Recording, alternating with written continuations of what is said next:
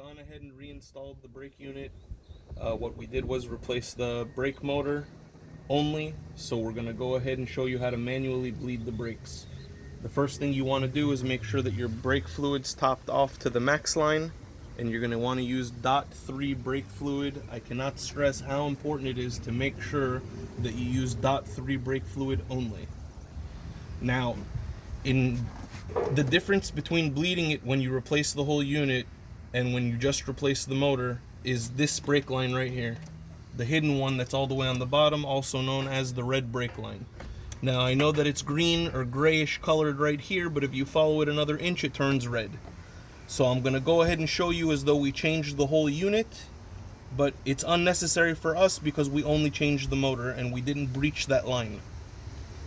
So now what we're going to go ahead and do is instruct the person that's in the vehicle, because of course we're going to need some help with this. This is a two-man job, or a two-person job, to be politically correct.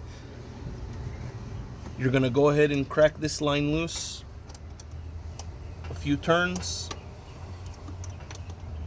It's a little awkward, but it can be done, no excuses. And before you push the brakes, turn the key on, do anything with this unit, this is the step that you need to do.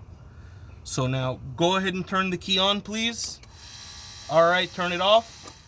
We see a nice steady flow that's pressurized of clear brake fluid. When installing a complete unit, you may see some foamy or milky colored fluid coming out of there. And it may take substantially longer for the fluid to come out. So now what we're going to go ahead and do is turn the unit on and let it cycle a couple of times. Go ahead and turn the key on, please.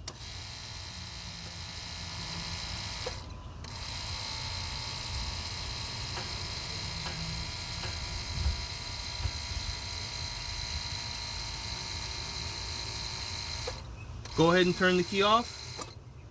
So that cycled 2 times, and that's all we really need, is just enough pressure to bleed the system. So now we're going to go ahead and instruct the person in the vehicle to make sure the key is off, please. Go ahead and push and hold the brake pedal down. And we're going to crack this loose. And if you noticed in the beginning, the fluid was a little bit foamy, and now it became clear. So that line is free of air. At least it appears that way, but we'll recheck it again after. Go ahead, let off the brake pedal. Go ahead, turn the key on. We're gonna let it cycle 1 time now and turn the key off. Go ahead, turn the key off. Push and hold the brake pedal.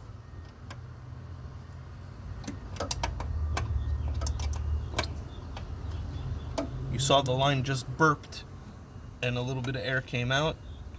That's probably all that's in there, since the lines were only exposed for about 15 or 20 minutes.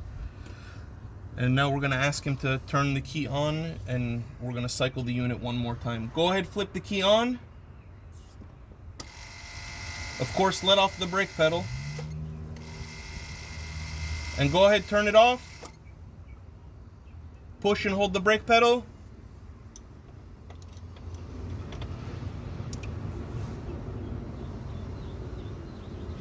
Alright, let off the brakes. Turn the key on.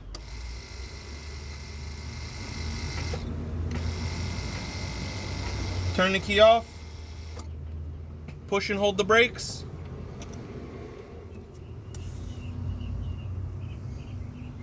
I hope that you noticed in the beginning how foamy it was and then it became clear. So now we're going to go ahead and instruct him to turn the key on, and we're going to leave it on for a couple of seconds this time. Go ahead, turn the key on. Let off the brake pedal.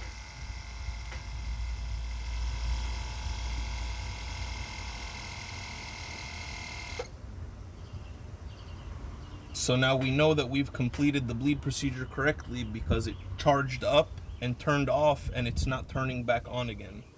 So as of right now, it appears that everything is fine. The correct process right now would be to go on ahead and drive the vehicle around 35-40 miles an hour. slam on the brakes, and you're going to want to repeat that process 2 or 3 times, and what that's going to do is activate all of the solenoids inside the unit. And then bring it back, let it rest 15 to 20 minutes, and go ahead and follow the same procedure again for the 4 brake lines only. Thank you.